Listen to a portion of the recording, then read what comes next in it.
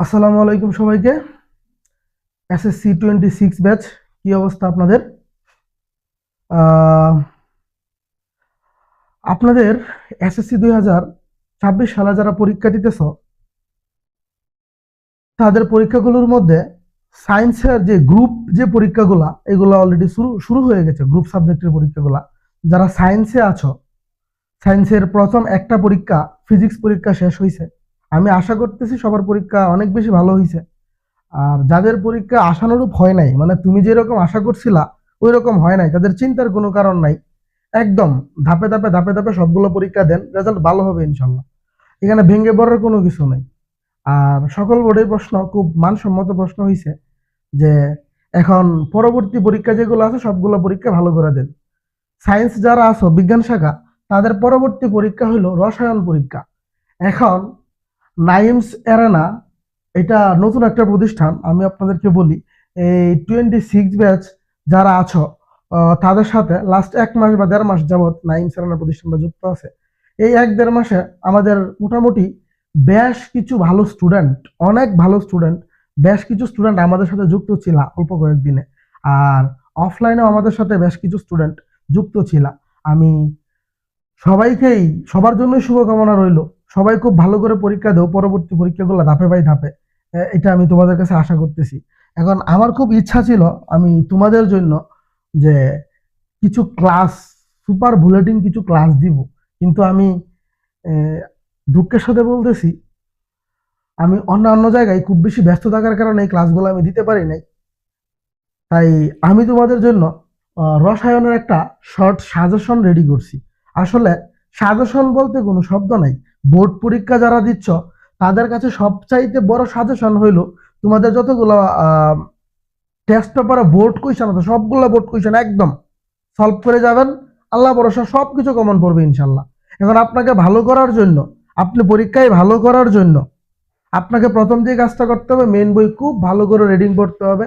যার যে গাইড আছে সেই গাইড থেকে অতিরিক্ত MCQ গুলো পড়ে যাবেন। এমনকি টেস্ট পেপার থেকে আপনাদের অতিরিক্ত যেই বোর্ড কোয়েশন গুলো দেওয়া আছে সবগুলো বোর্ড কোয়েশন সলভ করে যাবেন। আর আমি এখানে অল্প কিছু বোর্ড কোয়েশন আপনাদের জন্য লিখে রেখেছি। এগুলা পড়লে আপনাদের টোটাল অধ্যায়টা কাভার হয়ে যাবে। এবং যেমন দেখেন, তৃতীয় অধ্যায় থেকে আমি বেশ কিছু ও, সৃজনশীল লিখে রাখছি। এই সৃজনশীলগুলো যদি আপনারা পড়েন, তাহলে আপনাদের কি হবে স্যার, ওই অধ্যায়ের যে কোনো জায়গা থেকে প্রশ্ন আসলে আপনি অ্যান্সার করতে পারবেন। স্যার এখন দেখেন চতুর্থ অধ্যায়েও একই অবস্থা। আমি বেশ কিছু সৃজনশীল আপনাদের জন্য রেডি করে রাখছি। পঞ্চম অধ্যায়ে কিছু সৃজনশীলের নাম লিখে আছে বোর্ডগুলার, এই বোর্ডগুলো যদি পড়ে যান আপনাদের কমন পড়বে আমি আশা করতেছি। অধ্যায় 6 একইভাবে বেশ কিছু প্রশ্ন আমি আপনাদের জন্য রাখছি, আপনারা যদি পড়েন তাহলে কমন আসবে ইনশাল্লাহ। অধ্যায় 7, অধ্যায় 11, এই আপনাদের শর্ট সিলেবাসে এই 6টা অধ্যায় ছিল। 6টা অধ্যায়কে আমি খুব চিন্তা ভাবনা করে যাচাই বাছাই করে এই কিছু সৃজনশীল আপনাদের জন্য রাখছি। আপনারা এখান থেকে একটা স্ক্রিনশট নিয়ে নেন, ঠিক আছে? একটা স্ক্রিনশট নিয়ে নেন যে এখন এই প্রশ্নগুলা একটু বেশি পরিমাণে পড়বেন। আমি আশা করতেছি আপনারা 100% কমন পাবেন ইনশাল্লাহ সৃজনশীলে। কথা কি বুঝাইতে পারছি? এইগুলো যদি পড়েন আপনি সৃজনশীলে 100% কমন পাবেন ইনশাল্লাহ। এইগুলো পড়ে গেলে আমি এখানে যে বোর্ডগুলো লিখে রাখছি, একটু হিসাব নিকাশ করে লিখে রাখছি, এই বোর্ডগুলো পড়লে প্রত্যেকটা অধ্যায়ের একদম ভালো করে শেষ হয়ে যাবে। এখন দেখেন স্যার, এইখানে সাধারণত দেখা যায় আপনার যেই কেমিস্ট্রিতে আপনার বিক্রিয়াগুলো খুব ভালোভাবে লিখতে হয়, তারপরে বিক্রিয়ায় সমতা করতে হয়, এগুলো সবাই খুব বেশি পরিমাণে প্র্যাকটিস করে যাবেন আমি আশা করতেছি। পরীক্ষার হলে কোনো ভুল করবেন না। পরীক্ষার হলে উত্তর লেখার সময় মাথা ঠান্ডা রেখে খুব ভালোভাবে উত্তর লিখবেন। আপনি যদি একবার ভুল উত্তর লিখে ফেলেন, সেইটা কেটে সংশোধনটা লেখার আপনার জন্য অনেক বেশি কষ্টকর হয়ে যাবে। তাই চিন্তা ভাবনা করে আস্তে ধীরে খুব ভালোভাবে উত্তর দিবেন। আমি আশা করতেছি সবার পরীক্ষা খুব ভালো হবে, এমনকি আপনারা খুব ভালো একটা রেজাল্ট করবেন, এই আমি আপনাদের কাছে প্রত্যাশা করতেছি। আর আমি সবসময় যে একটা কথা বলি, পরীক্ষার হলে ভালো নম্বর পাওয়ার জন্য ভালো খাতায় লিখা, এর কোনো বিকল্প নাই। খাতায় আপনাকে ভালো লিখতে হবে। সবসময় যে কথাটা বলি, পরীক্ষায় নম্বর ভালো পাইতে গেলে খাতায় ভালো লিখতে হবে।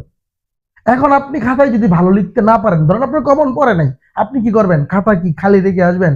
এই বোকামি কখনোই করবেন না। খাতা কখনোই খালি রেখে আসবেন না।